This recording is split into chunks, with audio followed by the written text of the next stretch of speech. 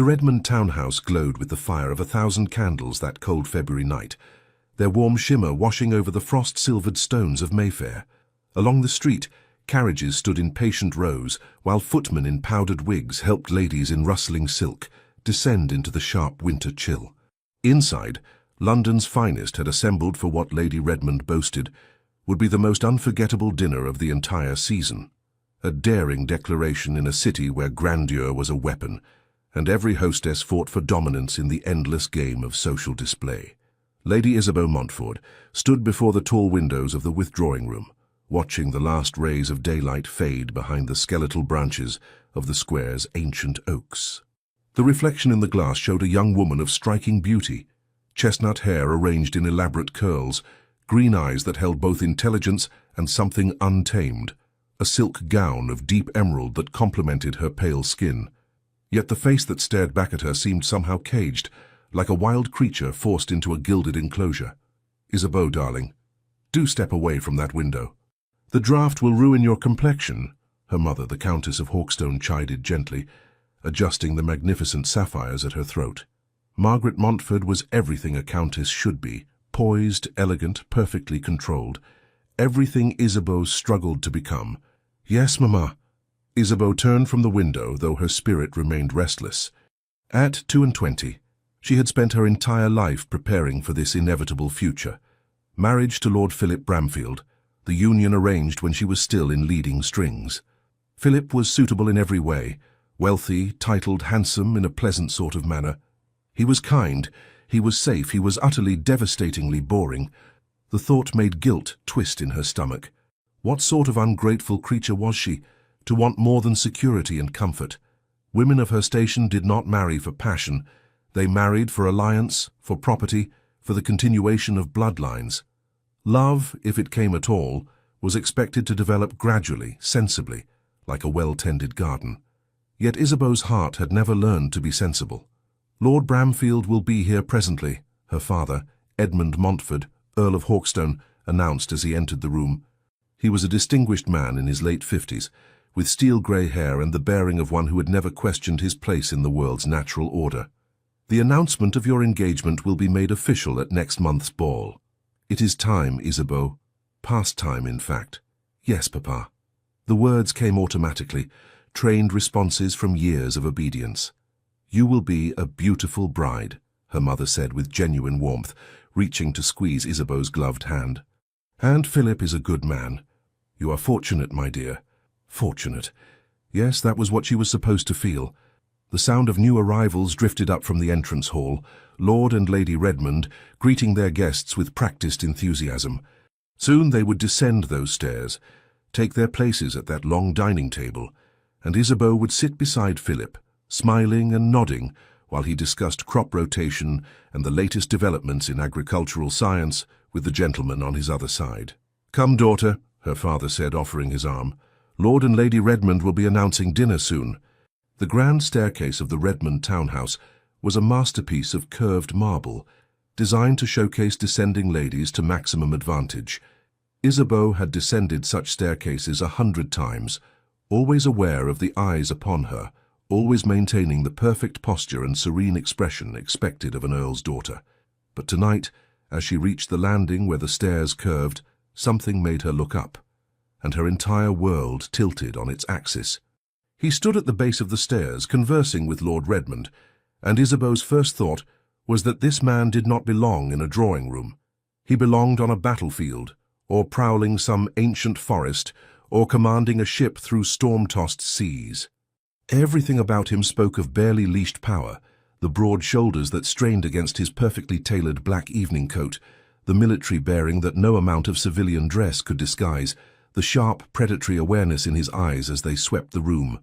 Those eyes, dark as midnight, set in a face that might have been carved by some ancient god with a preference for harsh, masculine beauty. High cheekbones, a strong jaw, lips that looked as though they rarely smiled. His black hair was longer than fashion dictated, pulled back in a simple queue that somehow made him look more dangerous rather than less. And then those midnight eyes found hers. The impact was physical, like a blow to the chest that stole her breath. Time seemed to slow. the chatter of the assembled guests fading to a distant murmur. Isabeau felt pinned by that gaze, studied with an intensity that made heat flood her cheeks. No man had ever looked at her like this, as though she were the only person in the room, as though he could see straight through the carefully constructed facade to the wild, restless spirit beneath. She should look away. Every rule of propriety demanded it, but she could not. She was caught, held captive by those dark eyes, and something in her chest tightened painfully. "Heavens!" her mother whispered beside her. "That is the Duke of Blackthorn. The Duke of Blackthorn." Even Isabeau, who paid little attention to society gossip, knew that name. Alistair Navarre, the War Duke, who had inherited his title at 18 and immediately left for the continent to fight Napoleon's forces. He had returned to England only twice in the past decade, each visit brief and shrouded in the same mystery that seemed to cling to him like morning mist.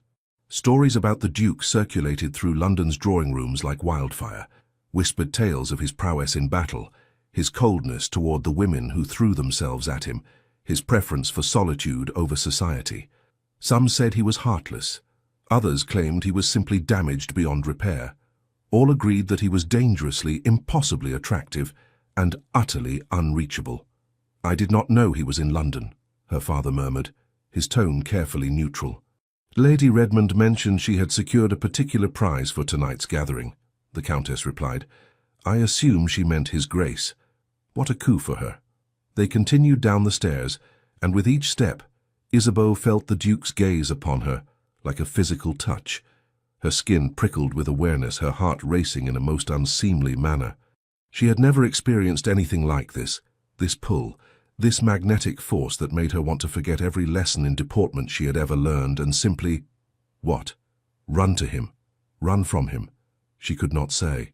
As they reached the bottom of the stairs, Lord Redmond turned to them with his usual bonhomie. "Ah, Hawkstone, Lady Hawkstone, and the lovely Lady Isabeau.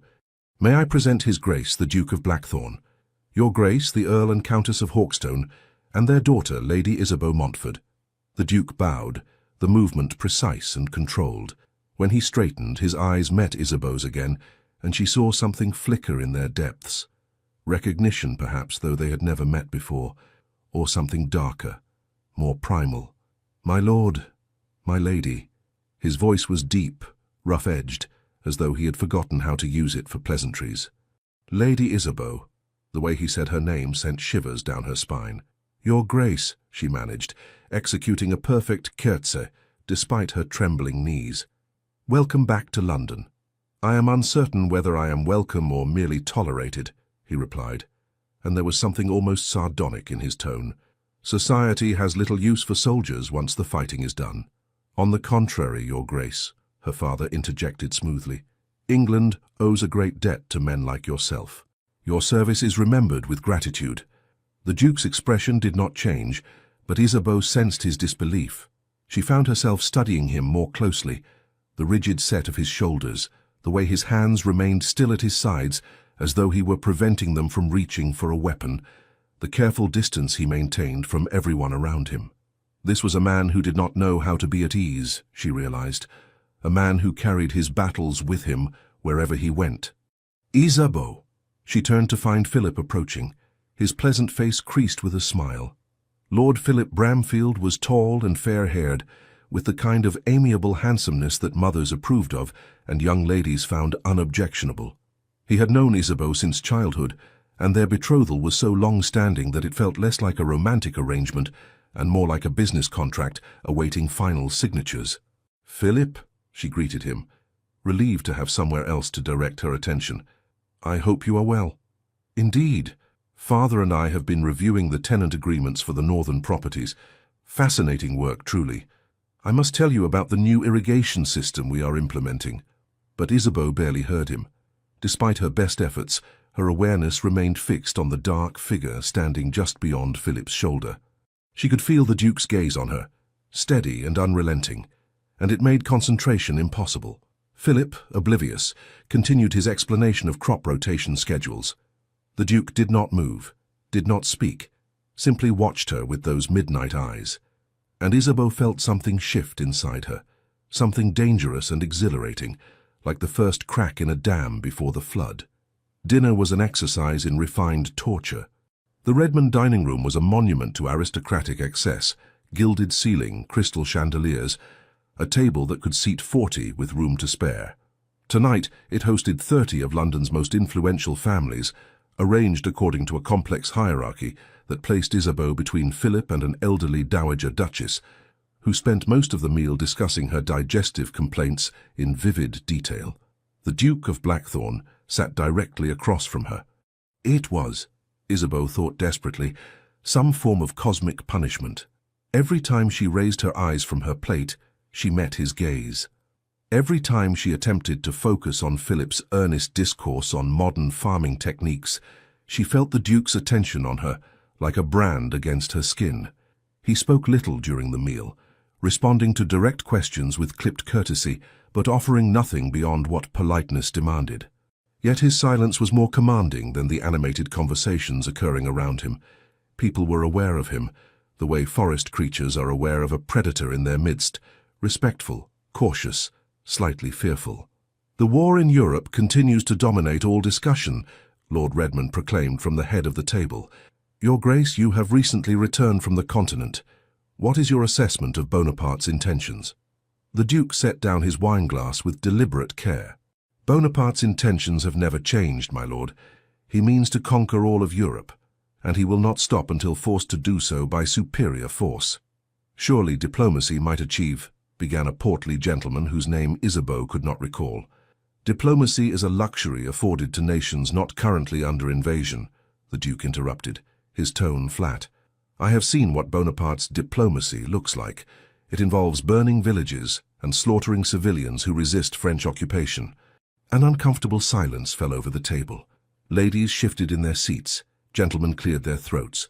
No one spoke of such things at dinner parties, but Isabeau found herself leaning forward. "Is it truly so terrible?" she asked, the question escaping before she could think better of it. "The newspapers make it sound almost civilized." The Duke's eyes locked onto hers, and for a moment she saw something roar in their depths, something haunted and fierce. "The newspapers lie, Lady Isabeau," he said quietly. "War is never civilized. It is blood and mud and screaming horses. It is watching good men die for inches of worthless ground. It is—" He stopped abruptly, his jaw tightening. "Forgive me. This is not appropriate conversation for a lady's ears." "Perhaps not," Isabeau replied, refusing to look away, "but I prefer uncomfortable truth to comfortable lies." Something flickered across his face. Surprise, perhaps, or approval. For the first time that evening, his expression softened fractionally. "A rare sentiment in these circles," he murmured. "Isabeau has always had rather independent notions." Philip interjected with an indulgent laugh. "Though I am certain marriage will settle such independent thoughts require no settling, Bramfield," the Duke said, his voice carrying an edge that made Philip's smile falter. "They are not a condition to be cured." Philip blinked, uncertain how to respond to this unexpected defense. Isabeau felt her heart hammering against her ribs. No one had ever spoken of her wildness as though it were something valuable rather than problematic. "Yes, well," Philip managed, "Isabeau is certainly spirited. It is one of her many charms." The word spirited sounded patronizing coming from Philip's lips, as though she were a lively horse requiring a firm hand. The Duke's eyes narrowed slightly, and Isabeau knew, somehow she simply knew, that he heard the condescension too. The rest of the meal passed in a blur. Isabeau pushed food around her plate, participated in conversations without hearing them, smiled and nodded while her entire being remained focused on the silent magnetic presence across the table. When the ladies finally withdrew, leaving the gentlemen to their port and cigars, Isabeau felt as though she could breathe again. She followed her mother and the other women to the music room, where Lady Redmond's daughter performed a competent, if uninspired piece on the pianoforte. "The Duke is quite intense," whispered Lady Caroline Ashford, a friend since childhood who had married a viscount last season. She settled beside Isabeau on one of the silk settees, her eyes bright with curiosity. "Did you see the way he looked at you?" "I am certain you are mistaken," Isabeau replied, though her cheeks warmed. "Oh no, I am not mistaken at all. Every woman in that room noticed. goodness, Isabeau, the War Duke was positively devouring you with his eyes. Caroline, Isabeau hissed, glancing around to ensure no one overheard. Do not be absurd. He was merely... I do not know what he was doing, but it was certainly not... It was certainly exactly what I said it was, Caroline interrupted with a knowing smile. How thrilling, and how terribly inconvenient, given that you are to marry Philip next month. The reminder landed like a stone in Isabeau's stomach. Philip, her betrothed, the man she was meant to spend the rest of her life with, in comfort and safety and soul-numbing predictability. The Duke means nothing to me, she said firmly. He is merely a curiosity, a momentary distraction. But even as she spoke the words, she knew they were lies. The gentlemen rejoined the ladies an hour later, bringing with them the scent of tobacco and brandy. Isabeau kept her eyes fixed determinedly on her embroidery, a pastoral scene of shepherdesses that her governess had insisted she complete years ago, and that she still hadn't finished, as the men filed into the room. She would not look for him. She would not... Lady Isabeau. His voice so close made her needle slip. She jabbed her finger, drawing a small bead of blood. Your Grace, she replied, looking up to find him standing directly before her. This close, she could see the fine lines at the corners of his eyes, the faint scar along his jaw, the almost imperceptible tremor in his left hand that he controlled through sheer force of will. You startled me. My apologies. He did not sound particularly apologetic. I wondered if you might favor us with a performance on the pianoforte. Lady Redmond mentioned you are quite accomplished.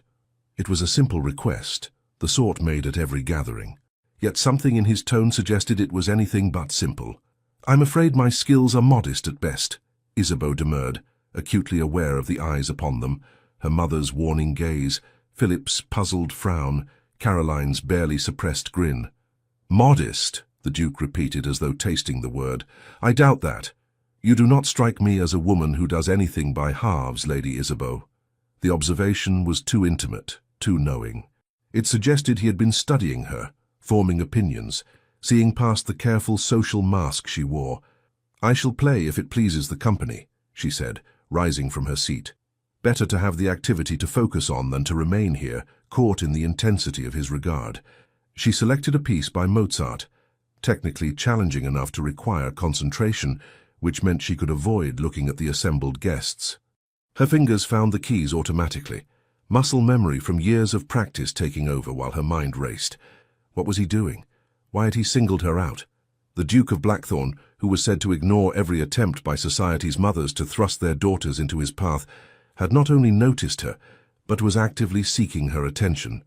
It was improper. It was dangerous. It was intoxicating.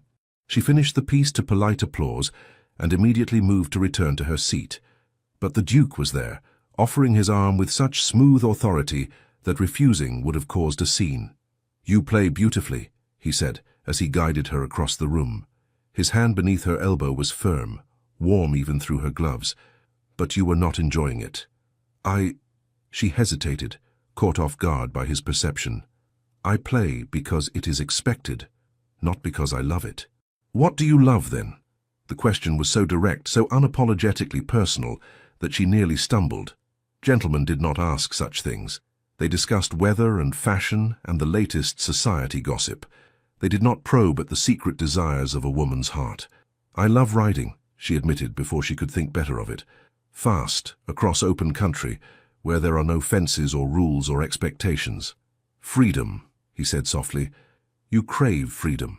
She turned to look at him fully and found his dark eyes studying her with an expression she could not name. Understanding, perhaps, or recognition. Do you not? She challenged. Something passed across his face. Pain, quickly suppressed. I lost my freedom in Spain, Lady Isabeau, on battlefields where freedom meant nothing except the freedom to die. The rawness of his words stole her breath.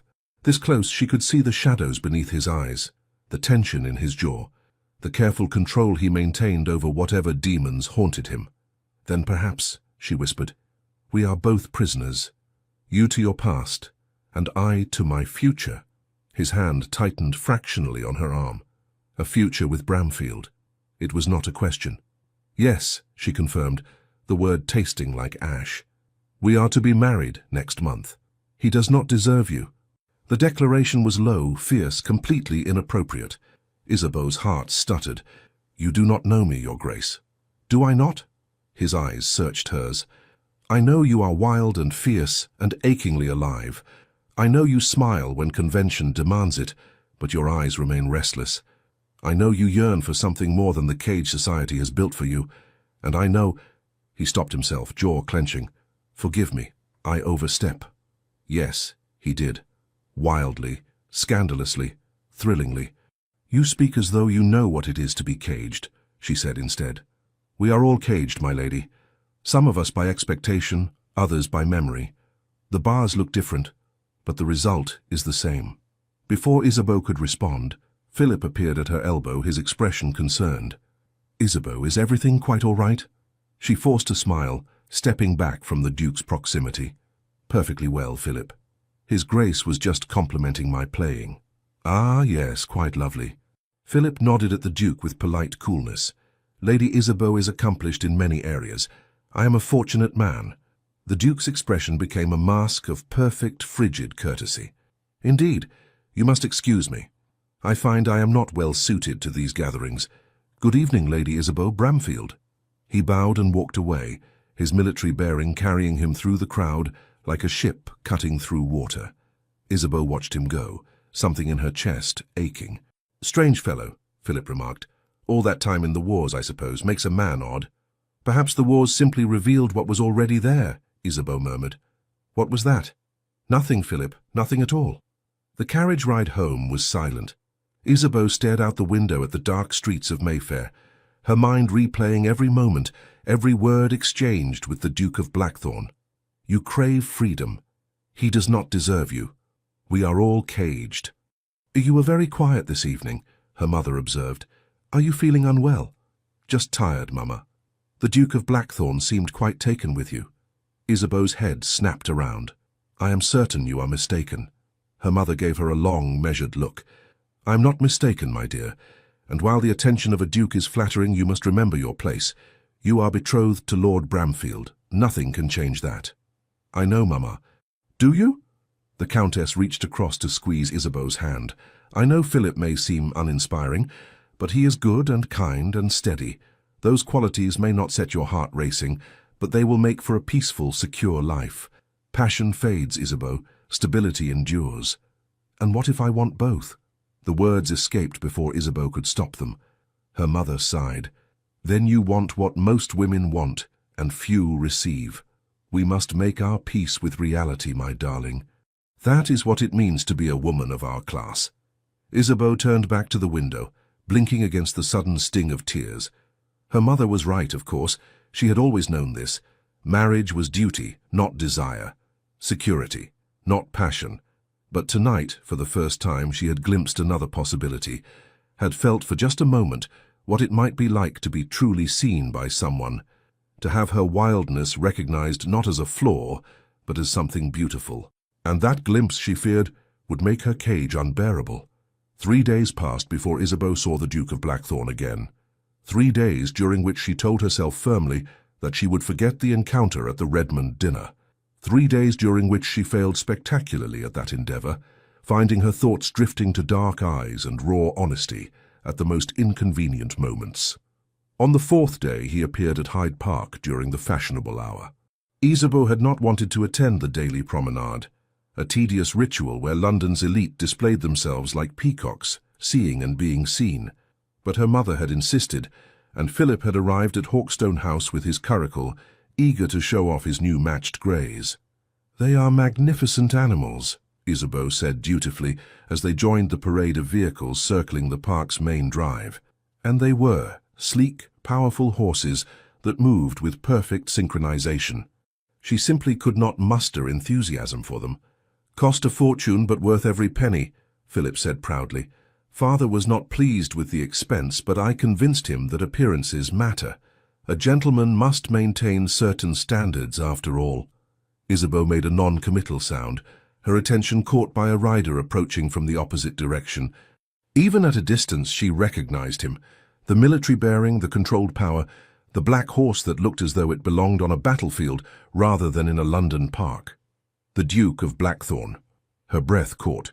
He rode alone, as she somehow knew he would, keeping apart from the clusters of riders who travelled in chattering groups.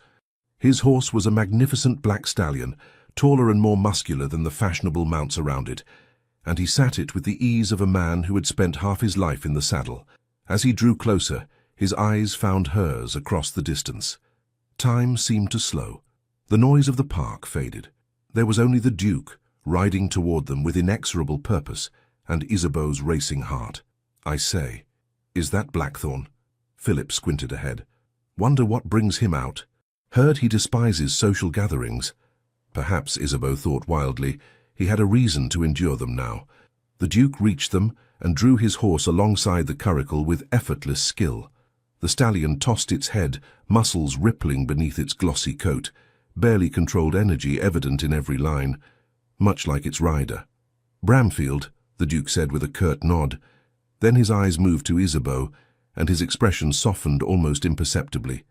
"Lady Isabeau, what a pleasure to encounter you on this fine afternoon." "Your Grace." She was proud that her voice remained steady. "I did not think you one for the promenade." "I am not, generally, but I find myself reconsidering certain habits." The way he said it, the way his eyes held hers, made it clear he was not speaking of riding in the park. Philip, oblivious to the undercurrents, launched into a discussion of horseflesh. "Magnificent animal you have there, Your Grace. Spanish breed, if I am not mistaken?" "Andalusian," the Duke confirmed, his attention still on Isabeau. "I acquired him in Spain. He has been with me through 4 campaigns." "A war horse in Hyde Park," Isabeau murmured. "Does he not find it tame?" The Duke's lips curved in what might have been a smile. "He finds it intolerable. As do I. We are both better suited to open country, where we can run without restraint." The words hung between them, laden with meaning that had nothing to do with horses or parks. "Perhaps you should return to the country then," Isabeau said, though something in her chest protested the suggestion. "If London does not suit you." "I had intended to." His dark eyes burned into hers. "But I find there is a compelling reason to remain." Heat flooded her cheeks. Beside her, Philip continued talking, completely unaware of the charged exchange occurring literally under his nose. "Thinking of breeding them with father's mares. The bloodlines would be exceptional. What do you think, Isabeau?" "I think," she said, tearing her gaze from the Duke with enormous effort, "that you should consult with someone more knowledgeable than I." "Nonsense, your opinion matters greatly to me." Philip patted her hand with absent affection. "After all, they will be your horses as well, once we are wed." The Duke's horse shifted restlessly, as though sensing its rider's sudden tension. Isabeau saw the muscle jump in the Duke's jaw, watched his hands tighten fractionally on the reins. "When is the happy occasion?" he asked, his tone carefully neutral. "The first Saturday in March," Philip replied cheerfully. "Just over 3 weeks now. The arrangements are nearly complete. It will be quite the event. The Montforts and Bramfields have been planning this union for years." "How organized?" The Duke's voice was flat. An awkward silence descended. Isabeau found herself unable to look at either man, her eyes fixed on the middle distance where a family of ducks paddled across the Serpentine. "Well," Philip said eventually, "we should continue our circuit. Mother is expecting us for tea." "A pleasure seeing you, Your Grace." "Bramfield." The Duke inclined his head, then turned to Isabeau. "Lady Isabeau, might I have a word? Privately." "I hardly think," Philip began, but Isabeau was already accepting the Duke's offered hand, allowing him to assist her down from the curricle. "Just a moment, Philip. His Grace likely wishes to discuss some matter of estate business with father. I can relay the message." It was a transparent excuse, and from Philip's frown, he knew it. But generations of breeding prevented him from making a scene in the middle of Hyde Park. "Very well. But do not wander far. It would not be seemly." The Duke led her a short distance away to a small grove of trees that provided minimal privacy from the curious eyes of the ton. His hand on her elbow was firm, almost possessive, and Isabeau felt the heat of it, even through her pelisse. "You should not have come down," she said when they were out of Philip's earshot. "People will talk." "Let them talk." His voice was rough. 3 weeks, Isabeau." The use of her given name without title or formality sent a shiver through her. "You must not call me that." "Why?" Because it is too intimate, too honest. He stepped closer, and she could smell leather, and horse, and something uniquely him. Smoke, and pine, and danger. Everything about this is too intimate and too honest. I cannot seem to help myself around you. Your Grace, Alistair. His eyes blazed. My name is Alistair, and I want to hear you say it. Just once. I cannot. She shook her head, panic rising. This is madness. I am betrothed. In 3 weeks I will be married to Philip, and this, whatever this is, must stop before it begins. It has already begun. He caught her hand, his thumb tracing circles on her palm through the thin leather of her glove. The gesture was small, almost innocent, yet it felt more intimate than any touch she had ever experienced. It began the moment I saw you on those stairs, perhaps even before. Perhaps I have been waiting my entire life to find you. You do not know me, she whispered, though her treacherous body swayed toward him. I know enough. I know you are fire trapped in ice, wildness caged by convention. I know you feel this too, this pull between us. Deny it if you can. She could not. The lie would not form on her lips. It does not matter what I feel, she said instead, pulling her hand free, though it cost her. I have a duty, an obligation. I cannot simply abandon everything because of some attraction. Attraction. He laughed, but there was no humor in it. Is that what you call this? This feeling that I cannot breathe properly unless I am near you? This certainty that I have been searching for something my entire life and only now found it? Attraction is too small a word for what burns between us, Isabeau. Stop. Her voice broke. Please stop. You are making this impossible. Good. His hand came up to cup her cheek, his thumb brushing away a tear she had not realized had fallen. Because the alternative, watching you marry a man who cannot see you, who will never appreciate the magnificent creature you are, that is what is truly impossible. He is a good man, she protested weakly. I do not doubt it, but he is not the right man. Not for you. His dark eyes searched hers. Tell me you love him, Isabeau. Tell me your heart races when he enters a room. Tell me he sees the real you, wild and untamed, and loves you for it rather than despite it. Tell me, and I will walk away, I swear it. She opened her mouth, closed it. The words would not come, because they would be lies. I thought not. His voice gentled. I am not asking you to make any decisions today. I am simply asking you to acknowledge the truth, that what we feel is real, that it matters. It cannot matter, she said desperately. My father has given his word. The contracts are signed. The entire ton knows of our betrothal. To break it now would be scandalous, he finished. Shocking. Socially ruinous, perhaps. He leaned closer, his breath warm against her ear. But would it not be worth it? To be free? To choose your own path? I am not free, she whispered. I never have been. Then let me fight for your freedom. His words were fierce, urgent. Let me court you properly. Give me these 3 weeks to prove that we could be extraordinary together. If at the end you still wish to marry Bramfield, I will accept it. But give me a chance, Isabeau. Give us a chance. Your Grace, this is... Alistair, he insisted. Say my name. She looked up at him, this dangerous, damaged, devastatingly intense man who looked at her as though she were something precious and rare. Everything in her upbringing screamed that she should refuse, should flee back to the safety of Philip's undemanding affection. But that wild part of her, the part that craved freedom and truth and something more than comfort, that part whispered, yes. Alistair, she breathed, and watched his eyes close as though her saying his name caused him physical pain.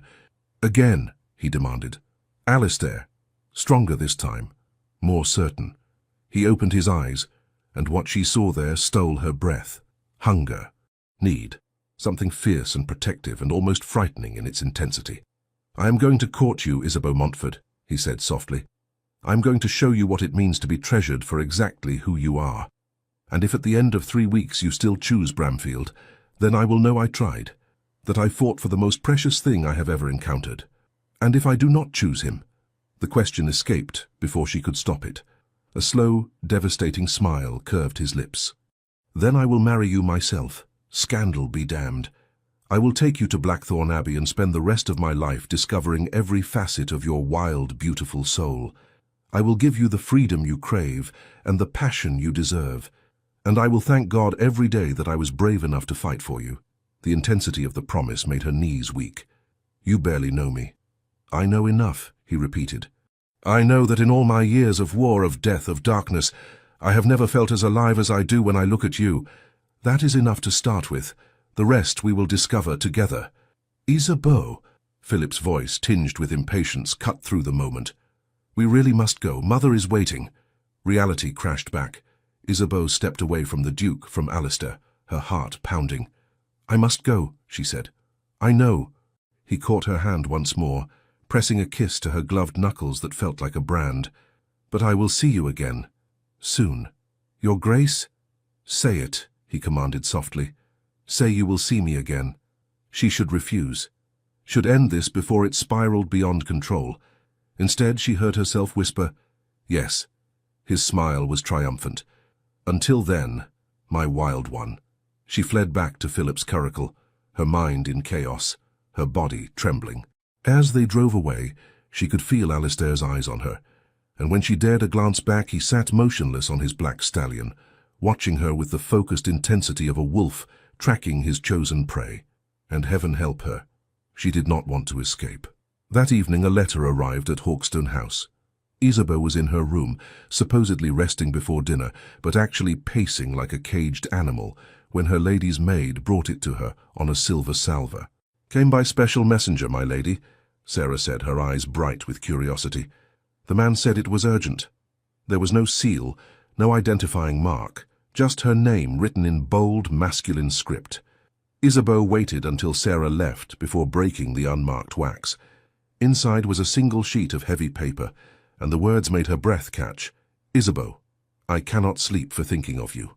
I know I should not write this, should not burden you with the chaotic state of my thoughts, but I find I am no longer capable of the restraint that has defined my life.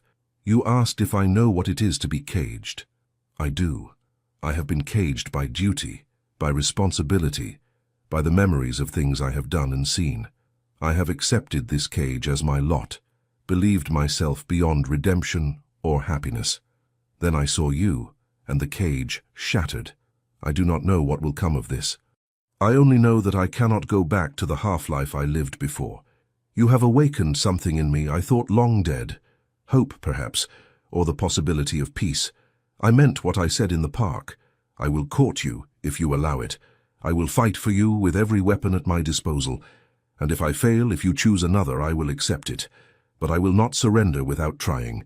Meet me tomorrow at dawn in Hyde Park, at the north end near the Serpentine. Come alone, if you can. I wish to show you something. Yours, eh?" Isabeau read the letter 3 times, her heart racing faster with each pass. The raw honesty of it, the vulnerability beneath the fierce determination, called to something deep in her soul.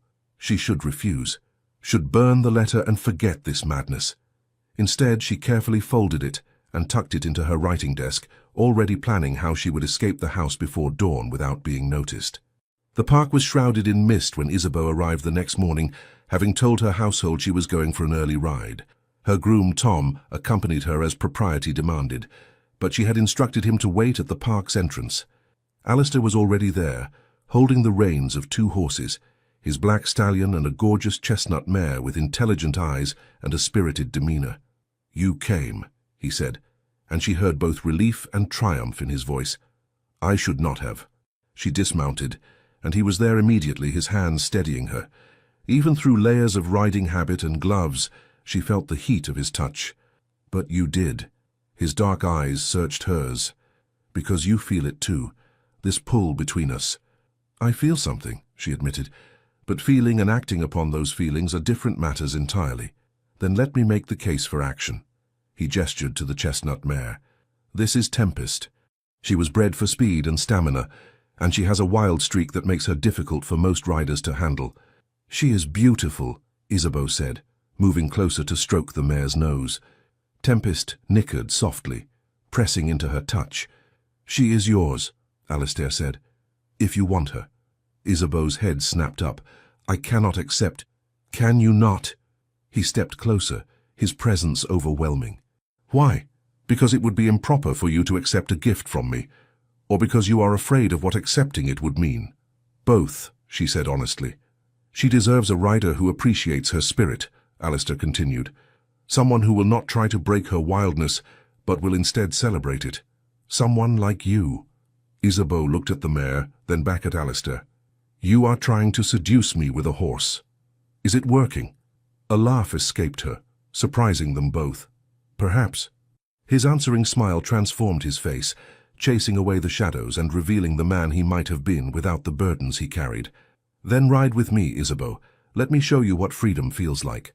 She knew she should refuse, knew this was dangerous, reckless, everything she had been taught to avoid.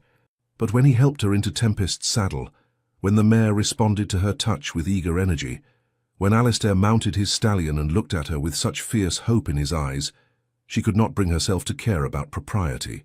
Where are we going? She asked. Somewhere we can run without restraint. His smile turned wicked. Can you keep up, my wild one? It was a challenge, and Isabeau's competitive nature rose to meet it. Try me. They raced through the misty morning park, the horse's hooves pounding against soft earth, the wind tearing at Isabeau's carefully arranged hair. Behind them, she could hear Tom shouting in protest, but she did not care. For the first time in her life, she felt utterly, completely free. Alistair rode beside her, matching her pace, and when she glanced over, she saw him watching her with such intensity that her breath caught. This was what he saw, she realized. Not the proper Earl's daughter in fashionable gowns, but this, wild and laughing and alive. They finally slowed near a secluded grove, both horses breathing hard, steam rising from their coats in the cool morning air. That was... Isabeau could not find words. Glorious, Alistair finished for her. You are glorious. He dismounted and came to help her down, his hands spanning her waist. But instead of releasing her, he held her there, suspended between horse and ground, their faces inches apart. I am going to kiss you, he said, giving her time to refuse, to pull away. She should. Every rule of propriety demanded it. But when his lips touched hers, gentle and questing at first, then deeper, more certain, Isabeau felt something inside her come alive. This was nothing like the chaste pecks Philip had bestowed upon her cheek. This was fire and hunger, and a claiming that made her blood sing. She kissed him back with all the pent-up longing she had not known she possessed, her hands fisting in his coat, her body pressing against his. He made a rough sound, low in his throat, his arms banding around her, and for a timeless moment there was nothing but this, the taste of him, the feel of his heart pounding against hers, the rightness of being in his arms. When they finally broke apart, both breathing hard, Isabeau saw her own wonder reflected in his eyes. Isabeau, he whispered, resting his forehead against hers, tell me you felt that. Tell me I am not alone in this madness. You are not alone, she admitted, tears stinging her eyes. But Alistair, I do not know what to do. I do not know how to... You do not need to know everything right now, he interrupted gently. You just need to promise me you will consider this. Consider us. Promise me you will not marry Bramfield without at least asking yourself if this, what we have, might be worth fighting for. And if the answer is yes, what then? She pulled back to look at him properly. I will be ruined. My family will be humiliated. Philip will be hurt. There will be scandal. Yes, he said simply.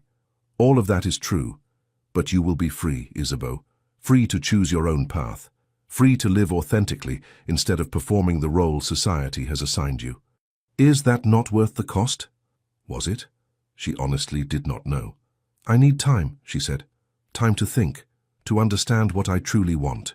You have 3 weeks, he reminded her. I will use every day of them to show you what we could be together, to prove that I see you, the real you, and that I treasure what I see. And at the end, the choice will be yours. I will accept whatever you decide. Even if I choose Philip?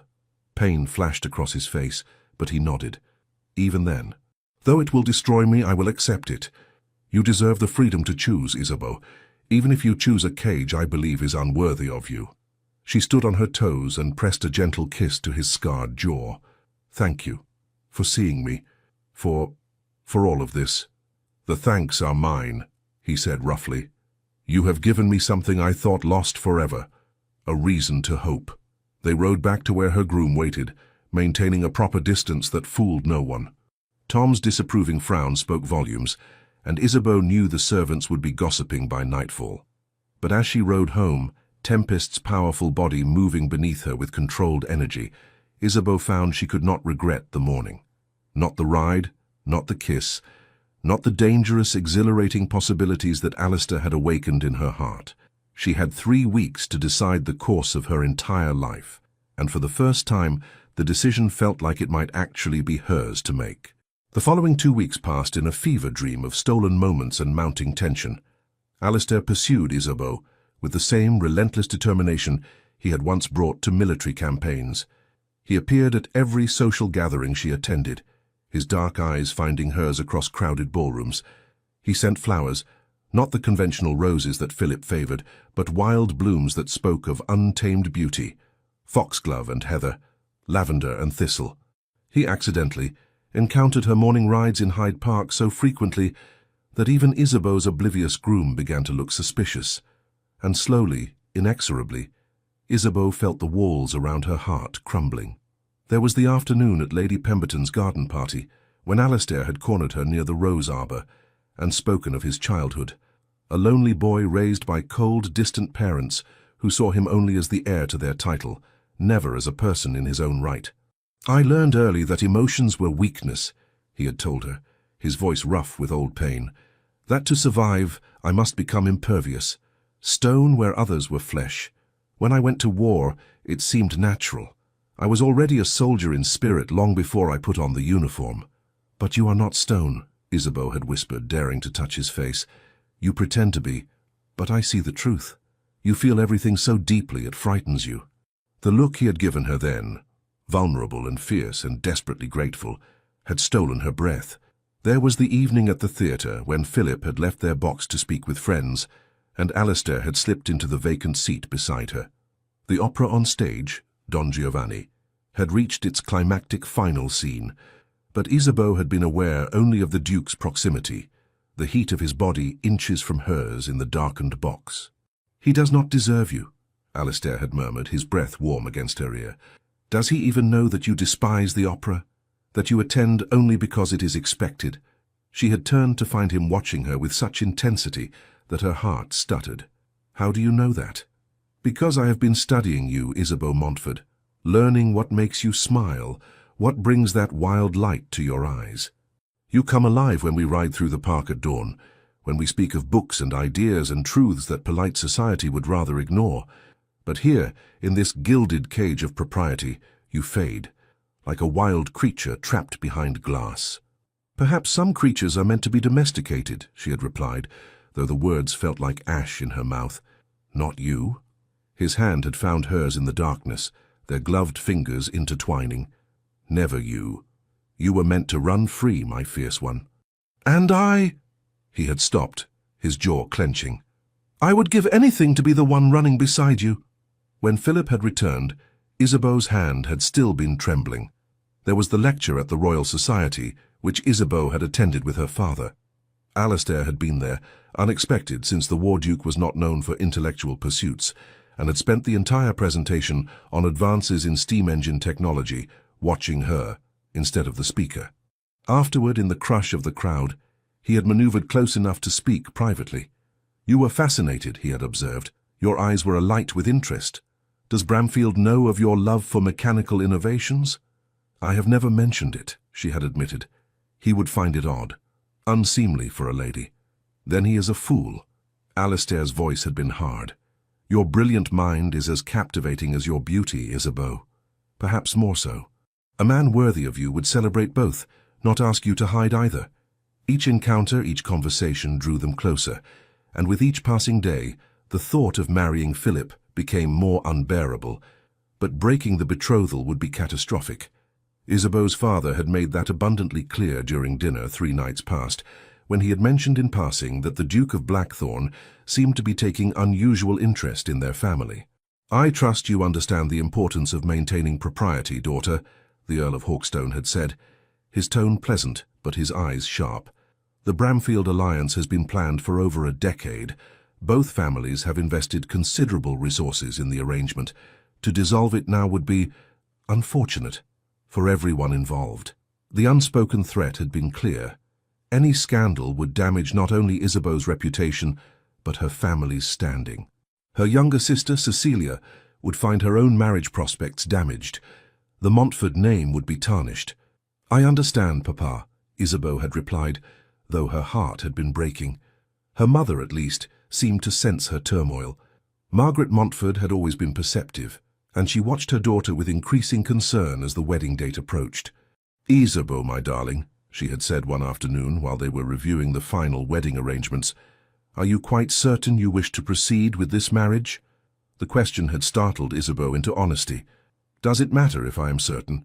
The contracts are signed, the guests are invited, everything is arranged." "That is not what I asked." Her mother had set down the guest list and taken Isabeau's hands. "I see how you look at the Duke of Blackthorn, child. And I see how he looks at you. It is not the way Philip looks at you."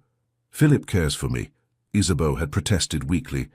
"Yes, he cares, as one might care for a pleasant acquaintance, a comfortable companion." Her mother's eyes had been sad.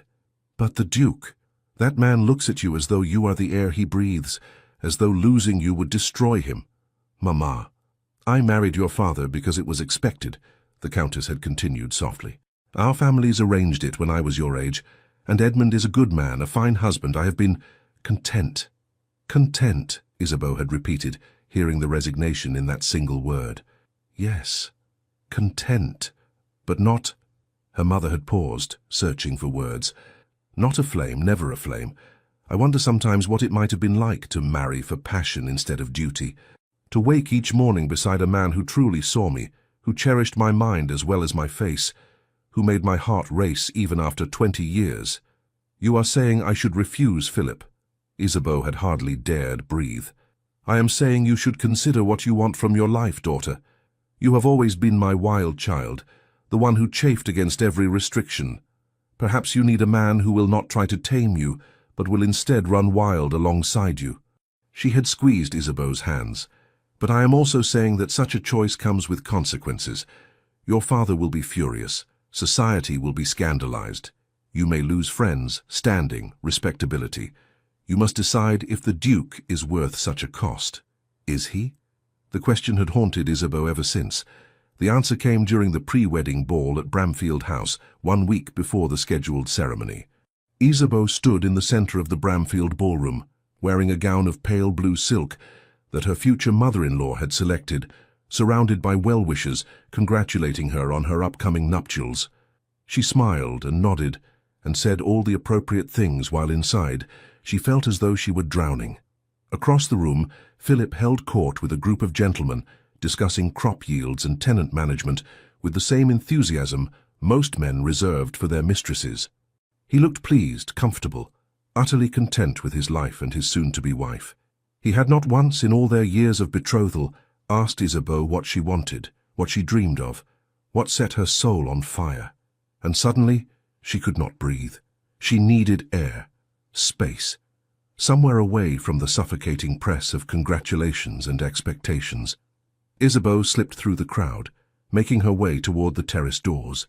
The cool night air hit her face like a blessing as she stepped outside, gripping the stone balustrade and dragging in deep breaths. Running away?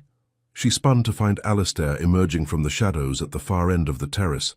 He wore black evening clothes that made him look even more dangerous than usual, all sharp edges and coiled power.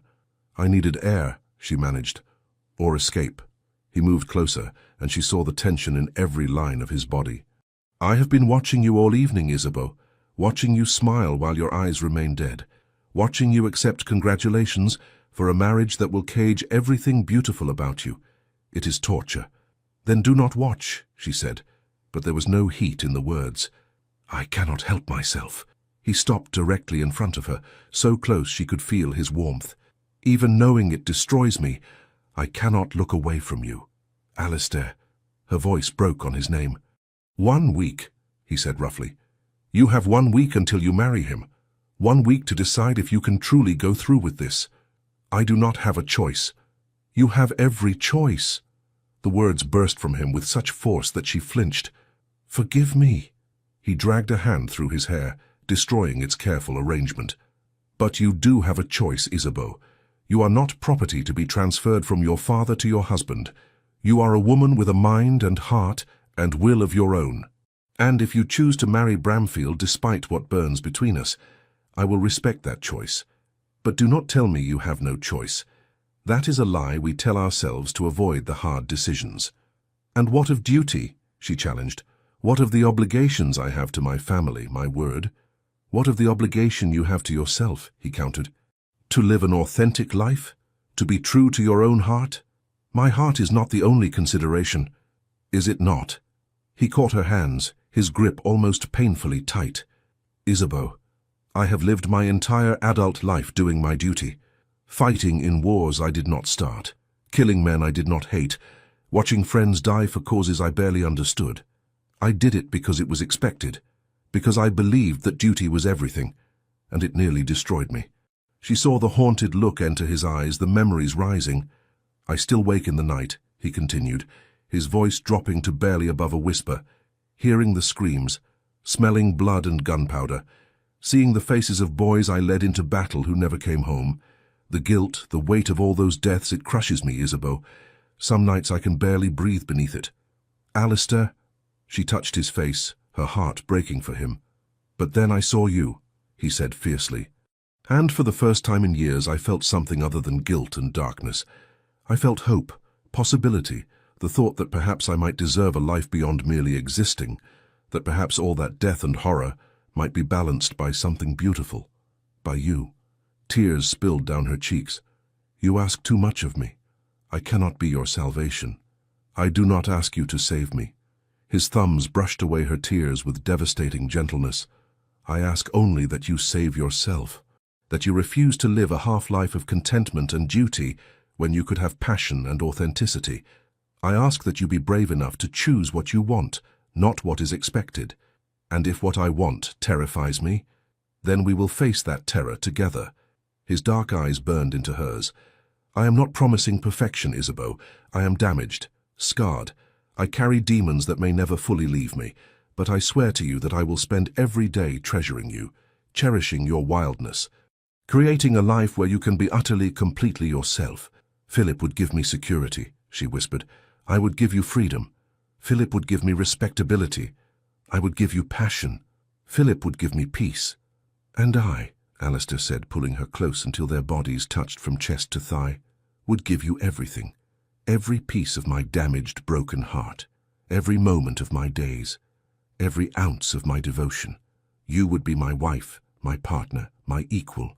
Not a decorative appendage, but my fierce companion in all things." "Alistair," she breathed, and then his mouth was on hers. The kiss was not gentle like their first had been. This was desperation and hunger and a claiming that seared her to her soul. His hands tangled in her hair, destroying her carefully arranged coiffure. Her fingers dug into his shoulders, pulling him closer, needing more. When they finally broke apart, both shaking, Isabeau knew she had reached the point of no return. "I cannot marry Philip," she whispered. "I cannot. Not when I feel like this with you. Not when every moment with him feels like a betrayal of my own heart." Triumph and relief flooded Alistair's face. "You mean it?" "Yes." Terror and exhilaration warred in her chest. "I do not know how. I do not know what comes next. But I cannot go through with the wedding. I will not." He kissed her again, softer this time, reverent. "I will stand beside you. Whatever consequences come, whatever scandal erupts, you will not face it alone. I swear it, Isabeau. My father will be furious. Let him be furious with me. I have faced worse than an angry Earl. Philip will be hurt. Philip will survive, and in time he will realize he deserves a woman who can love him wholly, not one whose heart belongs to another." She rested her forehead against his chest, listening to his racing heartbeat. "When did I become this person? This woman who would create such scandal?" "You have always been this person," he murmured into her hair. "You simply finally have a reason to set her free." From inside the ballroom came the sound of music, a waltz beginning. Isabeau knew she should return, should maintain appearances for just a bit longer, but she could not seem to move from the circle of Alistair's arms. Dance with me, he said suddenly. Here, now, here and now. His arms came around her in proper waltz position. Before you go back in there and face them all. Dance with me, Isabeau. Let me hold you just for a moment, the way I will hold you for the rest of our lives. They moved together on the deserted terrace, the music drifting from the ballroom providing accompaniment. It was improper, scandalous, utterly perfect. Isabeau closed her eyes and let herself simply feel the strength of his arms, the warmth of his body, the rightness of being exactly where she was. I love you, Alistair said quietly. I should have said it before now. I love you, Isabeau Montfort. Your wildness and your strength, your brilliant mind and your fierce heart. All of you. I love all of you. She looked up at him, this warrior who had been to hell and back, who carried scars both visible and invisible, who looked at her as though she was something precious and rare. I love you too, she whispered. I think I have from the moment I saw you. It terrifies me how much I love you. His smile was radiant, chasing away every shadow. Then we will be terrified together. They danced until the music ended, swaying together in the moonlight, and Isabeau felt something settle in her chest. This was right. Whatever came next, anger, scandal, social ruin, none of it mattered as long as she had this. Had him. Finally, reluctantly, they separated. I should return, she said, before someone notices my absence. Will you tell them tonight? Alistair asked. She considered. The thought of making such an announcement at her own pre-wedding ball made her stomach churn. No, tomorrow. I will speak with my father and Philip tomorrow. It seems kinder. To allow them this last evening of thinking everything is proceeding as planned. As you wish. He caught her hand, pressing a kiss to her palm. But do not lose courage between now and then, my fierce one. Promise me. I promise. She squeezed his hand. This is not the easy path, but it is the right one. I know that now. She slipped back into the ballroom through a side door, hoping her disheveled appearance would not draw too much attention. Caroline Ashford caught her eye across the room and hurried over, her expression concerned. Isabeau, where have you been? You look... She trailed off, taking in Isabeau's flushed cheeks and tousled hair. Oh my, you were with him. Were not you? The Duke? Caroline? Do not try to deny it. You have that look, the look of a woman who has been thoroughly kissed. Caroline grabbed her arm, pulling her into a quiet corner. Isabeau, what are you doing? Your wedding is in 1 week. I know. Isabeau took a deep breath. But there is not going to be a wedding, Caroline. I cannot marry Philip. Not when I love Alistair. Her friend's eyes widened. You are going to break the betrothal? Isabeau, the scandal... I know, Isabeau repeated, but I would rather face scandal than live a lie. I would rather be ruined and authentic than respectable and miserable. Caroline studied her for a long moment, then slowly smiled. You are braver than I ever was. I married where I was told, and while Robert is not terrible, I sometimes wonder what it would have been like to choose for myself, to follow my heart instead of my duty. It is not too late, Isabeau said gently. Yes, it is. I have children now, responsibilities, but you still have the chance to choose differently, to be happy instead of merely content. She squeezed Isabeau's hand. I will stand by you, whatever comes.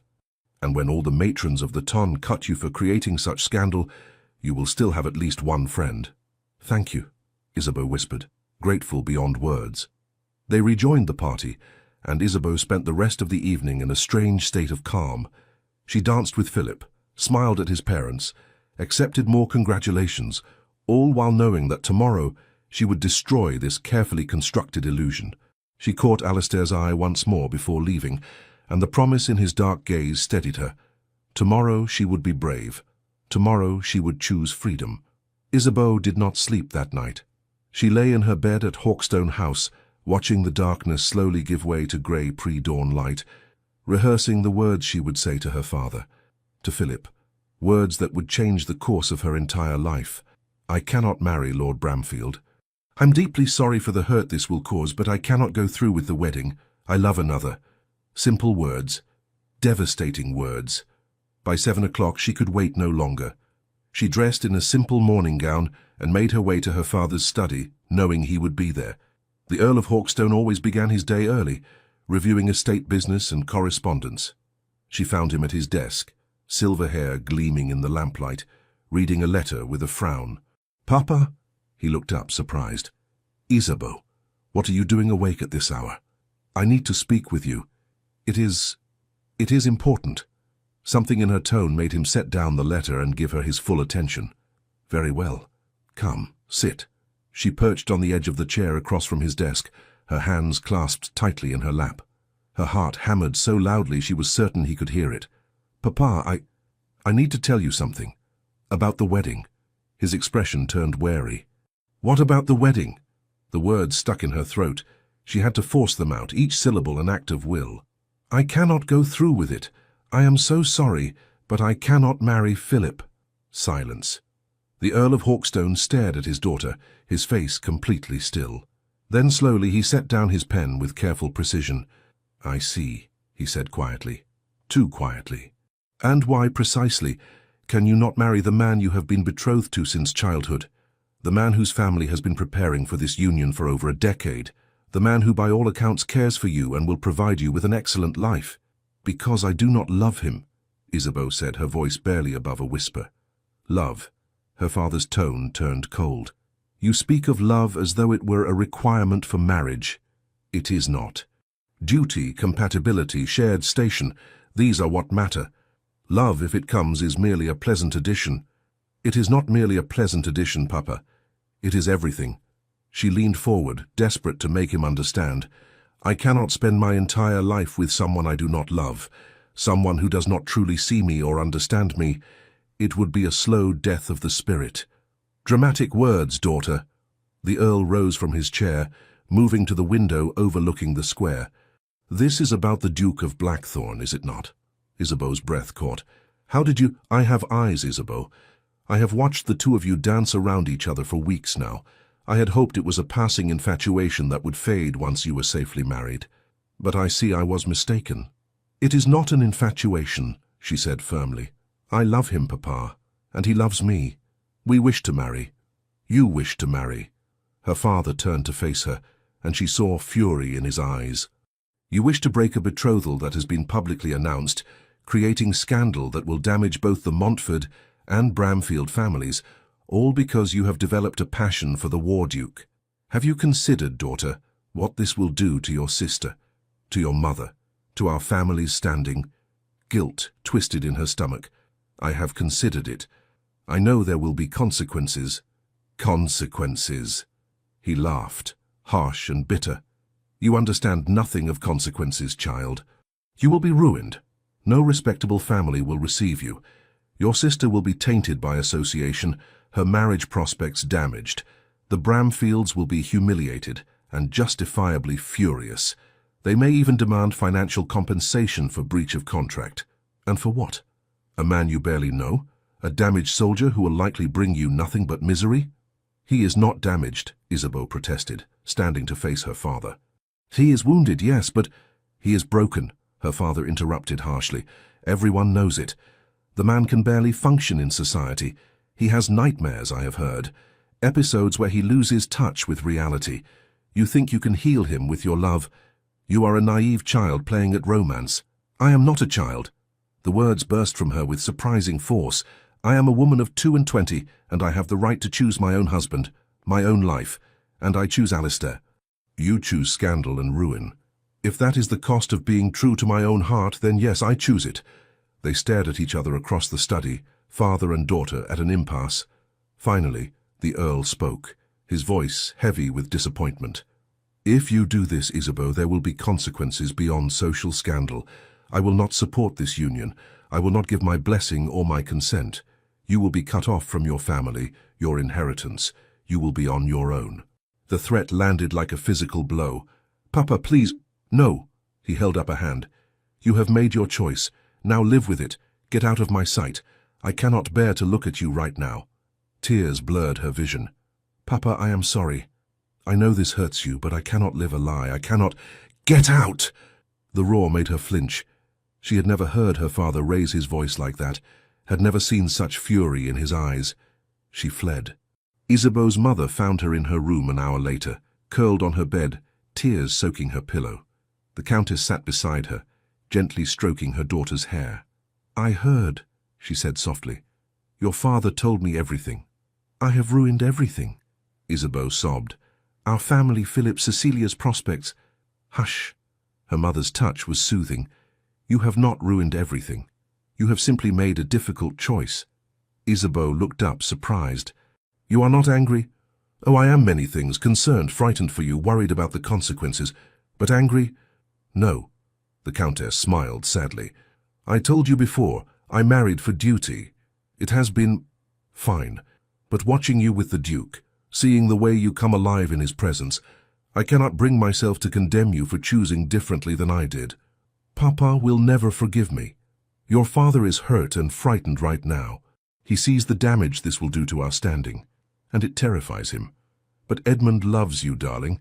In time he will come to accept your choice, especially if the Duke makes you happy. He does, Isabeau whispered. Alistair makes me feel seen, Mama. Like I matter for more than just my bloodline or my ability to make a good match. He sees the real me, wild and imperfect and questioning, and he loves me for it, not despite it. Then you must go to him, her mother said.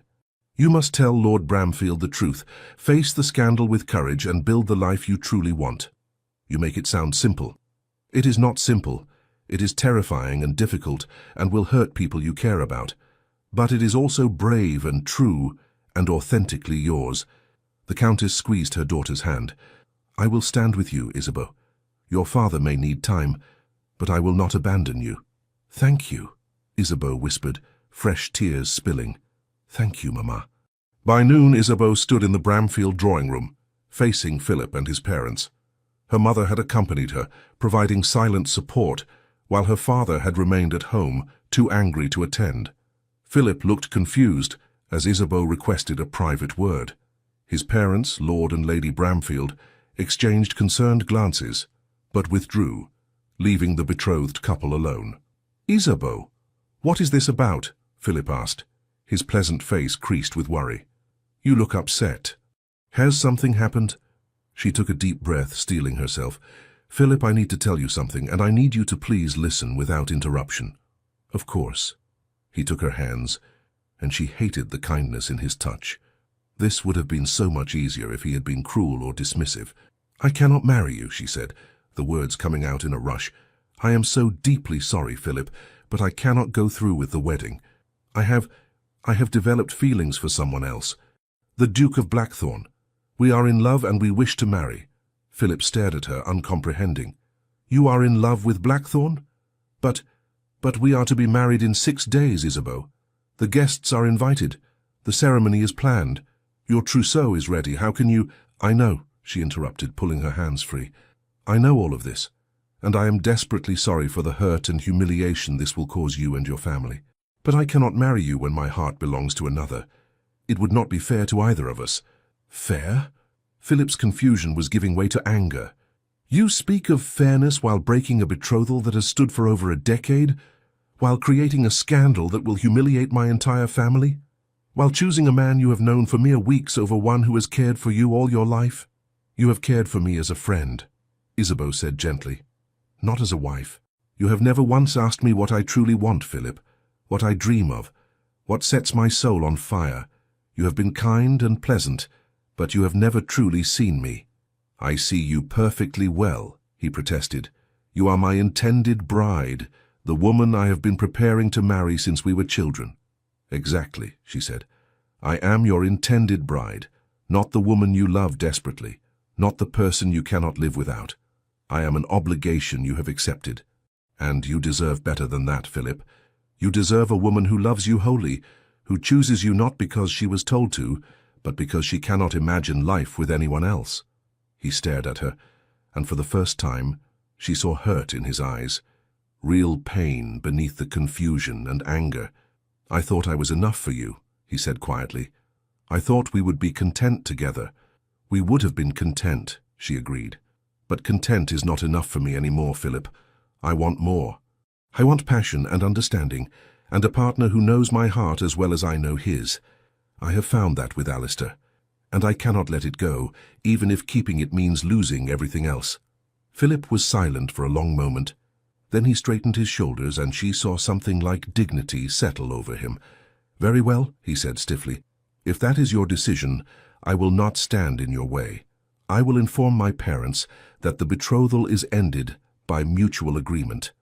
It will still be scandalous, but perhaps slightly less so than a unilateral rejection.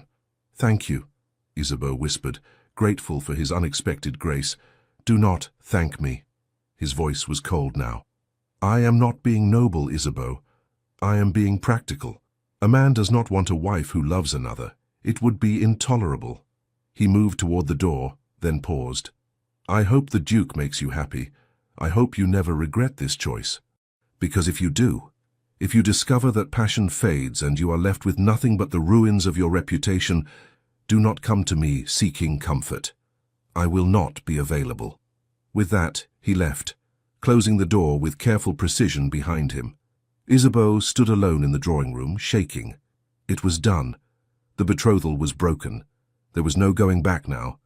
Lady Bramfield appeared moments later, her face tight with fury. You have disgraced my family, Lady Isabeau. I hope your Duke is worth the cost, because you have made an enemy of the Bramfields this day. We will not forget this insult. I understand, Isabeau said quietly, and I am truly sorry. Sorry is insufficient. The older woman's eyes were hard. You are precisely the sort of selfish, thoughtless girl I warned my son about. I can only thank heaven he is well rid of you. The words stung, but Isabeau bore them without flinching.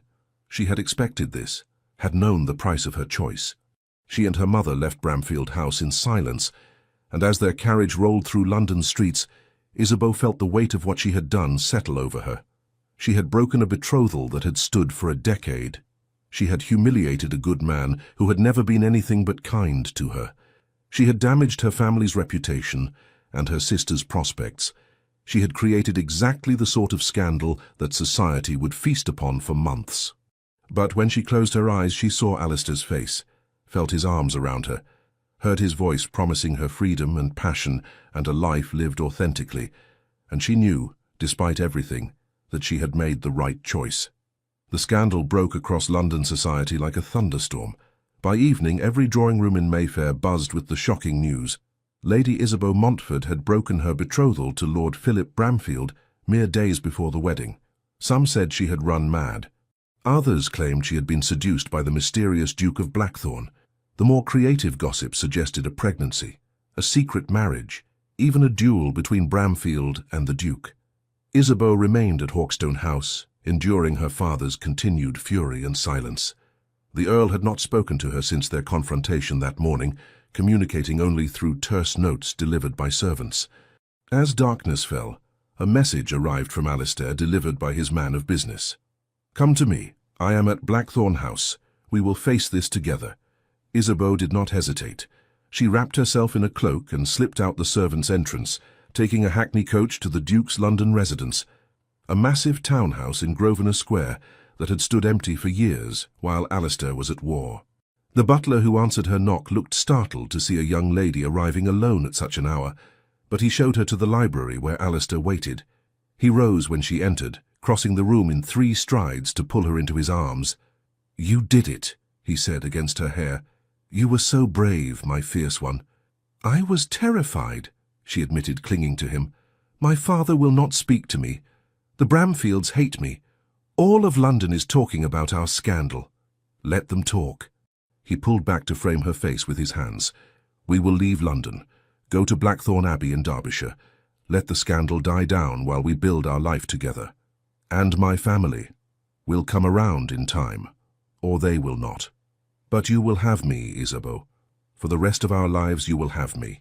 She looked up at this man who had turned her world upside down, who had seen past her careful facade to the wild, restless spirit beneath, who had fought for her with every weapon at his disposal. When can we marry? She asked. His smile was brilliant. I secured a special license 2 days ago. We can marry tomorrow if you wish, or we can wait, give society time to adjust. Tomorrow, she interrupted. I want to marry you tomorrow, Alistair. I want to begin our life together as soon as possible. Then tomorrow it is. He kissed her, tender and reverent. I will make you happy, Isabeau, I swear it. Every day for the rest of our lives, I will strive to deserve the gift of your love. You already deserve it, she whispered. You have always deserved it. You just needed someone to show you." They stood together in the quiet library, two wounded souls who had found healing in each other's arms, and Isabeau felt peace settle over her for the first time in weeks. This was right. Whatever came next, social ostracism, family estrangement, financial hardship, none of it mattered as long as she had Alistair. They had chosen each other, and that choice, that brave, terrifying, beautiful choice, would change both their lives forever. They married the next morning in the small chapel on the Blackthorn Abbey estate, having left London before dawn. Only Isabeau's mother and Caroline Ashford attended as witnesses, both women weeping openly as Alistair and Isabeau exchanged vows. Isabeau wore a simple ivory gown, her hair loose around her shoulders the way Alistair preferred. He wore his military uniform, the scarlet coat a splash of colour against the chapel's stone walls. "I, Alistair James Navarre, take you, Isabeau Charlotte Montfort, to be my lawfully wedded wife," he said, his deep voice steady despite the emotion in his eyes. "I promise to cherish you, to honour your wildness, to create a life where you are always free to be yourself. I promise to tell you truth even when it is difficult, to stand beside you in all things, to love you with every breath I take until the day I die." Tears streamed down Isabeau's face as she spoke her own vows. "I, Isabeau Charlotte Montfort, take you, Alistair James Navarre, to be my lawfully wedded husband. I promise to see you, not the duke, not the soldier, but the man beneath. I promise to be your partner, your equal, your home when the darkness becomes too much. I promise to love you fiercely, honestly, completely, for all the days of my life." When the elderly vicar pronounced them husband and wife, Alistair's kiss was both gentle and possessive, a claiming and a promise all at once. "My Duchess," he murmured against her lips. "My wild, brave, magnificent Duchess." "My Duke," she replied, smiling through her tears. "My wounded warrior who had the courage to fight for love." They left the chapel hand in hand, and as they stepped into the bright morning sunshine, Isabeau felt something inside her unfurl, that caged, restless part of her spirit that had been trapped for so long. She was free, free to love as she chose, free to live authentically, free to be wild and imperfect and herself, and beside her stood a man who would not only allow that freedom, but celebrate it, protect it, cherish it as the precious gift it was. The weeks that followed were a revelation. Blackthorn Abbey was a sprawling estate in the Peak District of Derbyshire, all grey stone and ancient forests and wild moorland that stretched to the horizon. It was isolated, dramatic, beautiful, everything London was not. Alistair gave Isabeau free rein of the house and grounds, encouraging her to make changes as she saw fit. She transformed the dusty, unused library into a bright space filled with books on every subject that interested her: mechanical engineering, philosophy, natural history. She established a morning routine of riding Tempest across the moors, the wild landscape matching her own untamed spirit, and slowly, carefully, she helped Alistair confront his demons. The nightmares came frequently those first weeks. She would wake to find him sitting bolt upright in bed, drenched in sweat, eyes wild and unseeing as he fought battles only he could see. The first time it happened, she had frozen, uncertain what to do. But instinct had guided her, and she had simply reached out, touching his face gently. "Alistair," she had whispered, "you are home. You are safe. The war is over." He had looked at her, recognition slowly returning to his eyes. Then he had collapsed against her, shaking, and she had held him while he wept. Deep, wrenching sobs for all the men he had lost, all the horrors he had witnessed. "I see their faces," he had choked out. "Every night I see them. Young boys who trusted me to keep them safe, and I led them to slaughter." "You led them to war," she had corrected gently, "which is different from slaughter. You did your duty, Alistair. The deaths were not your fault." "Were they not?" "I gave the orders. I chose the strategies. If I had been wiser, better, perhaps—" "Perhaps nothing," she had interrupted firmly. "You are not God, my love. You could not control the outcome of every battle. You could only do your best with the information you had, and by all accounts you saved more lives than you lost. You were a brilliant commander, Alistair. Even in your darkest moments, you never lost your humanity." He had stared at her, something like wonder in his eyes. "How can you be so certain?" "Because I know you," she had said simply. "I know your heart, and it is good and true, even when you doubt it." Over time, the nightmares came less frequently. Alistair learned to speak of his experiences instead of burying them, and Isabeau listened without judgment, offering comfort and understanding in equal measure. She also discovered new facets of the man she had married. Away from London's oppressive society, Alistair relaxed in ways she had never seen. His smiles came more easily. His laughter, when she coaxed it from him, was a thing of beauty. He showed her the estate, the tenant farms where he spent hours discussing crop improvements with farmers who clearly respected him, the village where he funded a school for local children, the ancient forest where he had played as a lonely boy. "I was never meant for drawing rooms and balls," he told her one afternoon as they rode through the woods. "I was meant for this, land and duty and the simple work of caring for people who depend on me." "Then we will build our life here," Isabeau had replied, "away from society's expectations, creating something authentic and true." They fell into a rhythm, mornings spent in separate pursuits, Isabeau in her library or riding the moors while Alistair managed estate business. Afternoons together, exploring the countryside or reading side by side in companionable silence. Evenings discussing everything from politics to philosophy to their hopes for the future. And nights. Nights were a revelation of a different sort.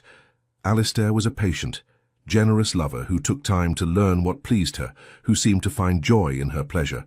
Their passion was fierce and tender by turns, and Isabeau discovered depths of feeling she had never imagined possible. "I love you," he whispered one night as they lay tangled together, the firelight casting shadows across his scarred skin. "More than I thought myself capable of loving anything. You have given me back my life, Isabeau." "We have given each other life," she corrected, tracing the scar along his ribs, a souvenir from a French bayonet. "I was dying slowly in that gilded cage. You set me free." "We set each other free," he agreed, pulling her closer, "and we will remain free together for the rest of our days." 3 months after their wedding, news arrived from London. Isabeau's mother had written regularly, but the letter that arrived in June contained surprising information. "My dearest daughter, I write with news that may please you. Your father has, after much consideration, and not a little persuasion on my part, agreed to visit Blackthorn Abbey. He wishes to see you to meet with the Duke and to discuss a reconciliation. I know he was harsh when you broke the betrothal, but time has softened his anger. More importantly, I have helped him understand that your happiness matters more than social standing, that a daughter's joy is worth more than society's approval. He will arrive next week if you are willing to receive him." "I hope you are, my darling. Life is too short to remain estranged from those we love. Your sister Cecilia sends her regards." The scandal did damage her prospects initially, but she has recently attracted the attention of a very suitable young man who seems unconcerned with family drama. She may yet make a good match after all. "I remain, as always, your loving mother." Isabeau showed the letter to Alistair, uncertain how to feel. "Do you wish to see him?" he asked carefully. I do not know. Part of me is still angry at how he reacted, how willing he was to cut me off rather than support my choice." "He was frightened," Alistair said, "and hurt. I have some experience with lashing out when frightened." He took her hand. "But if you wish to reconcile, I will support you, and if you wish to maintain distance, I will support that too. The choice is yours, my love." Isabeau considered. She thought of her father's disappointment, his fury, his final words, "Get out of my sight." But she also thought of all the years before, of the man who had taught her to ride, who had encouraged her love of learning even when society frowned upon educated women, who had loved her in his own stern, formal way. "I want to see him," she decided. "I want to try to build a bridge, not for his sake or for society's, but for mine, because holding on to anger is exhausting, and I would rather spend my energy on love." Alistair smiled, pressing a kiss to her forehead. "Then we will receive him together, and we will show him that our choice, our love, was the right one." The Earl of Hawkstone arrived the following Tuesday, his carriage rumbling up the long drive to Blackthorn Abbey under threatening skies. Isabeau stood at the entrance with Alistair beside her, his hand warm and steady in hers. She was nervous, her heart racing. But she was not alone. She would never be alone again. Her father descended from the carriage looking older than she remembered, his face lined with weariness. He stopped several feet away, studying them both with an expression Isabeau could not read. "Papa," she said softly. "Isabeau." He inclined his head formally, then turned to Alistair. "Your Grace." "My lord." Alistair's voice was respectful but firm. "Thank you for coming. Will you join us inside?" They moved to the drawing room, the atmosphere tense and awkward. Tea was served, though no one touched it. Finally, the Earl spoke. "I was harsh when you broke the betrothal," he said, looking at Isabeau. "Harsher than I should have been. I was angry and frightened and convinced you were making a terrible mistake." "And now?" Isabeau asked. Her father's eyes moved to Alistair, studying him with the same intensity he might apply to a business contract. "Now I see how he looks at you, how you look at him. And I realize that perhaps—" He paused, seeming to struggle with the words. "Perhaps I was wrong to value social standing over your happiness." "Papa, let me finish," he interrupted gently. "I do not approve of the scandal you created. I likely never will. But your mother has helped me understand that your joy matters more than society's opinion. And if this man," he nodded at Alistair, "makes you truly happy, then I can accept your choice." Tears filled Isabeau's eyes. "He does make me happy, Papa. So very happy. Happier than I ever imagined possible. Then I will make my peace with it." The Earl rose and approached Alistair, extending his hand. "I wronged you, Your Grace.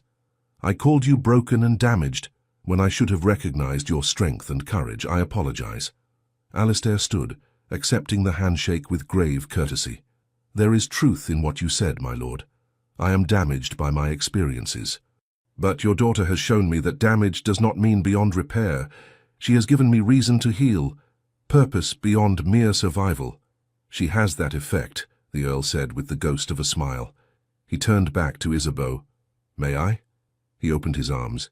Isabeau flew into them, and her father held her tight, his hand stroking her hair the way he had when she was small. "I have missed you, little one," he whispered. "I have missed you too, Papa." They stood like that for a long moment, rebuilding a bridge that had nearly burned.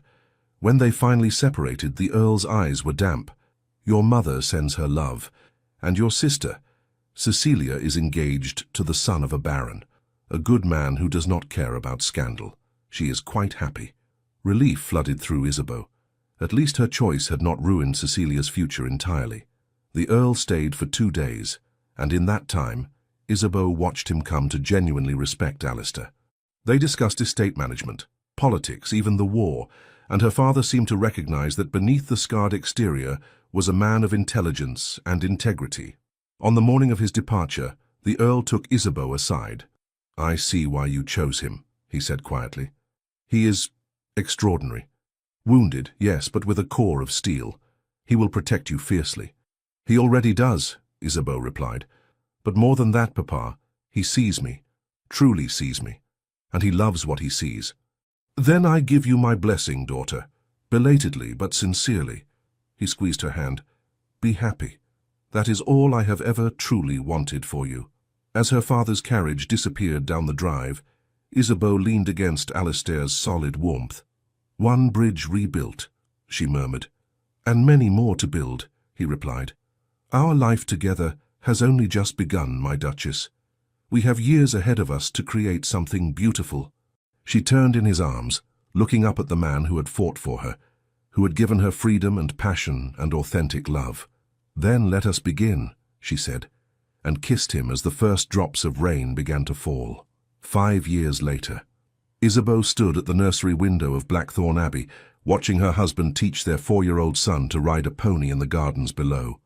Little Edmund, named for his grandfather, a gesture that had completed the reconciliation with her father, sat fearlessly in the saddle, his black hair and dark eyes marking him as his father's son. "Steady, Edmund," Alistair instructed, his deep voice carrying up to the window. "Gentle with the reins, the pony wants to trust you." Behind Isabeau, their 2-year-old daughter, Margaret, napped in her cradle, her chestnut curls spread across the pillow. She had Isabeau's colouring and temperament, already showing signs of the same wild spirit that had driven her mother to choose love over duty. So much had changed in 5 years. The scandal had eventually faded, as scandals do. Isabeau and Alistair remained somewhat outside fashionable society, but they had built a life of purpose and meaning at Blackthorn Abbey. They had established schools, improved tenant housing, created employment opportunities for veterans who, like Alistair, struggled to reintegrate into civilian life. And slowly, painfully, Alistair had healed. The nightmares still came occasionally, but they were less frequent, less intense. He had learned to speak of his experiences without shame, had accepted that his scars, both visible and invisible, were part of who he was, not defects to be hidden. He had also discovered talents he had not known he possessed. He wrote articles on military reform that were published in respected journals. He served as an advocate for soldiers returning from the wars, using his title and influence to secure pensions and support for men the government had forgotten. Most importantly, he had learned to accept happiness, to believe he deserved the love Isabeau offered so freely. "Mama! Mama, look!" Edmund's excited shout drew her attention back to the garden. "I am cantering." Well, it was more of a bouncing trot, but Isabeau waved enthusiastically. "Wonderful, darling." Alistair looked up at the window, and even at this distance, Isabeau could see his smile. He had smiled so rarely when they first met, but now it came easily, transforming his harsh features into something beautiful. He said something to Edmund, then handed the pony's lead to a groom and strode toward the house with that same predatory grace that had first captivated her. Minutes later, he appeared in the nursery doorway. "Edmund is convinced he is ready for a full-sized horse," he announced, moving to slip his arms around Isabeau's waist from behind. "I tried to explain that 4 is perhaps too young, but he has your stubborn streak." "My stubborn streak?" She laughed, leaning back against his chest. "He gets that from you, my love. Perhaps we are both stubborn, then." He pressed a kiss to her neck. "Which is why we suit each other so well." She turned in his arms, studying his face. The shadows were still there. She doubted they would ever fully disappear, but they were lighter now. Manageable. No longer the all-consuming darkness that had defined him when they met. "Do you ever regret it?" she asked softly. "Choosing me? Choosing this life?" His answer was immediate, fierce. "Never. Not for a single moment. You gave me back my life, Isabeau. My purpose. My soul. I would choose you 1,000 times over, in any circumstance. Even though it meant scandal, social ostracism, walking away from the life you knew. Especially then." He cupped her face tenderly. "Because that life was killing me slowly. I was existing, not living, going through motions without meaning. Then I saw you on those stairs, wild and beautiful, and so achingly alive, and something in me woke up. You reminded me that life could be more than duty and darkness, that it could be joy and passion and authentic connection. You saved me too," she whispered, "from a life of comfortable misery, from slowly dying inside a gilded cage." "Then we saved each other," he said, echoing words they had spoken years ago. "And we will continue to save each other, every day, for the rest of our lives." He kissed her then, tender and thorough, and Isabeau felt the same spark that had ignited between them that first night at the Redmond dinner. Time had not dimmed their passion. If anything, it had deepened it, adding layers of understanding and companionship to the initial attraction. From the cradle, Margaret stirred, making soft, cooing sounds. "Your daughter wakes," Isabeau murmured against Alistair's lips. "Our daughter," he corrected, moving to lift the toddler from her cradle. Margaret immediately snuggled against his chest, her small hand fisting in his shirt. Isabeau watched them, her heart full. This dangerous, damaged warrior held their daughter with such exquisite gentleness, such obvious love. He was a devoted father, patient and attentive, determined to give their children the affection and attention he had been denied as a child. "I love you," she said, the words coming easily after 5 years of marriage. "I love our life, our children, this beautiful existence we have built together. And I love you," he replied, his dark eyes soft. "My wild duchess, my salvation, my home." Edmund burst into the nursery then, full of energy and excitement, demanding that both parents come see his riding prowess. They followed him down to the gardens, Margaret on Alistair's hip, and spent the afternoon watching their son practice his skills. As evening fell and they gathered in the drawing room, Alistair reading by the fire, while Isabeau sketched designs for a new mechanical irrigation system she wanted to implement on the estate, the children playing with wooden toys on the carpet, Isabeau felt profound gratitude wash over her. This was what she had chosen. Not comfort or security or social standing, but this messy, imperfect, authentic love. A partnership built on mutual respect and understanding. Children who would grow up seeing their parents as equals, learning that happiness mattered more than duty. She had been brave enough to choose freedom over expectations, to fight for love instead of settling for comfort. And in return, she had received everything she had ever truly wanted, a life lived on her own terms, with a man who saw and cherished every facet of her wild soul. "What are you thinking?" Alistair asked, looking up from his book. "I am thinking," she replied, meeting his eyes across the room, "that I made the right choice, that every difficult moment, every scandal, every sacrifice was worth it to have this, to have you, to have our family." He set down his book and crossed to her, kneeling beside her chair. "We both made the right choice to fight for each other, to choose love over convenience." Edmund looked up from his toys. "Papa, why are you on the floor?" "Because I'm telling your mother something important," Alistair replied solemnly. "What?" their son asked with a child's innocent curiosity. "That she is the bravest, most magnificent woman I have ever known, and that I am grateful every day that she chose me." "Why wouldn't she choose you?" Edmund frowned, puzzled. "You are the best papa in all of England." Isabeau and Alistair exchanged a look, filled with shared amusement and deep affection. "You see," she said softly, "our children will grow up knowing that love, real, authentic love, is worth fighting for. They will never settle for less than what we have found. And they will know," Alistair added, "that strength comes in many forms. That being wounded does not mean being broken. That healing is possible even when the scars run deep." Margaret toddled over, demanding to be picked up. Alistair lifted her, settling both children on his lap as Isabeau joined them on the floor, creating a small circle of warmth and love. Outside, rain began to fall on the Derbyshire moors, wild, untamed country that matched the wild, untamed spirits who had found their home here.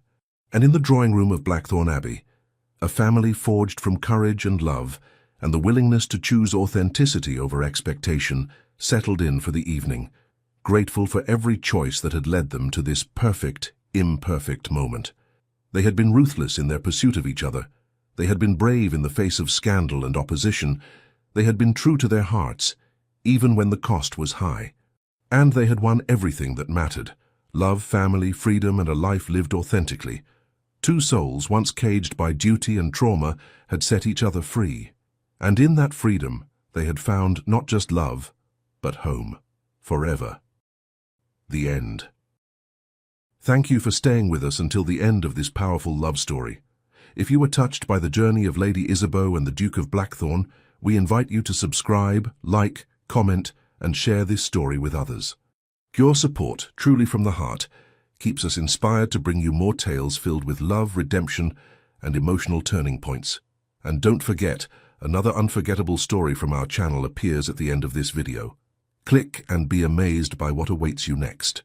With all our gratitude, the Legends of the Fall team.